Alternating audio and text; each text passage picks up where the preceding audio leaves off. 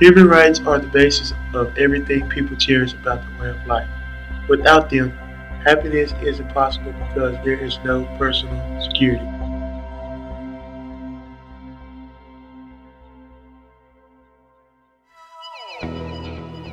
Everyone. We're all born with rights that no one can take away. Women, children, indigenous people. Basically, everyone can have their rights taken away. In virtually every country of Earth, some portion of the population is a victim of torture, human trafficking, starvation, injustice, discrimination, or other human rights abuses. Most people are largely unaware of the Declaration of Human Rights and the 30 rights it contains. The United Nations has come up with a way to end human rights violations. The Declaration of Human Rights to make known the basic rights held by all. But even with this declaration, there are still a massive amount of people that don't know that they have rights in need of protection. So we all need to pitch in to spread the word that we and everyone else deserve equality. Nobody deserves to be treated like they are nothing when in reality, everyone plays a very important part in the way the world works. Human rights entail both rights and obligations, both to the people and by the people.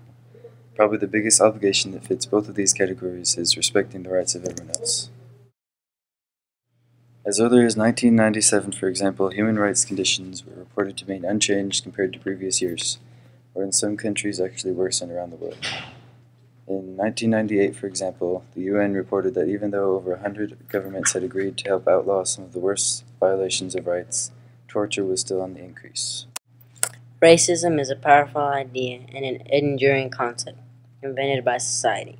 It has also fostered inequality and discrimination for centuries, as well as influencing how we relate to other human beings. On a global scale, women cultivate more than half of all the food that is grown. In sub-Saharan Africa and the Caribbean, they produce up to 80% of the basic foods. In Asia, they account for 50% of food production.